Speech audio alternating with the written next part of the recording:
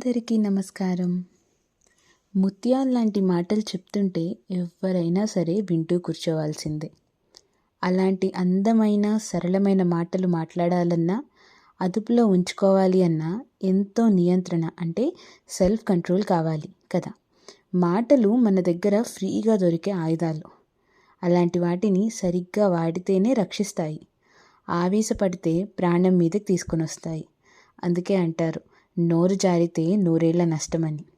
అలాంటి నష్టం ఈ కథలో ఎవరికి జరిగింది, ఎలా జరిగిందో వినండి. రండి, ఒక మంచి కథతో మొదలు పెడదాం. ఒక చెరువులో 2 హంసలు చాలా హ్యాపీగా ఆడుకుంటూ ఉండేవంట. అలా ఆనందంగా సాగిపోతున్న టైంలో ఎండాకాలం వచ్చేసింది. చెరువులో నీళ్లు తగ్గుతూ ఉన్నాయి. అప్పుడు ఆ 2 హంసలు ఇక మనం మెల్లిగా వేరే చెరువును చూసుకొని వెళ్దాము అని మాట్లాడుకుంటూ ఉన్నాయంట. ఇంతలో వాటి కన్వర్సేషన్ విన్న ఒక తాబేలు, నన్ను కూడా మీతో పాటు తీసుకొని వెళ్ళండి అని అడుగుతుంది. అప్పుడు ఆ హంసలు సరే అని చెప్పి ఒక ప్లాన్ని ఆలోచిస్తాయి.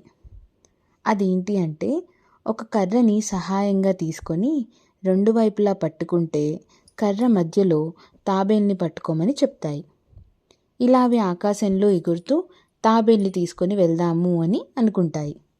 దానికి తాబేలు కూడా సరే అని చెప్తుంది. దాంతోపాటు ఆ హంసలు ఒక కండిషన్ పెడతాయన్నమాట. ఏంటి అంటే, ఎలాంటి పరిస్థితి వచ్చినా కూడా నువ్వు నోరు విప్పకూడదు అని చెప్తాయి. దానికి కూడా తాబేలు ఒప్పుకుంటుంది. ఆ తర్వాత మరుసటి రోజున అవి 3 అనుకున్న ప్రకారం ఆకాశంలో వెళ్తూ ఉంటాయి. ఆకాశంలో అలా పక్షుల మధ్యలో ఎగురుతున్న తాబేలును చూసి కింద నుంచి మనుషులు నవ్వడం మొదలుపెట్టారు.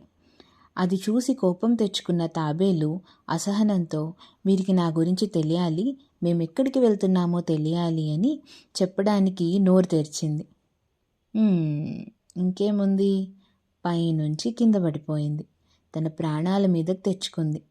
ఇదంతా చూస్తున్న ఆ 2 పక్షులు ఏమీ చేయలేక ఎగురుకుంటూ వెళ్ళిపోయాయి. ఇక్కడ మనం అర్థం చేసుకోవాల్సింది ఏంటి అంటే, మనం ప్రతిసారి మనం ఏంటి అని అందరి ముందు ప్రూవ్ చేసుకోవాల్సినంత అవసరం లేదు. మన ప్రాణాల కన్నా గొప్పది ఏదీ కాదు. కొన్నిసార్లు నిశ్శబ్దమే నిజమైన తెలివి. ప్రతిదానికి స్పందించాల్సినంత అవసరం లేదు.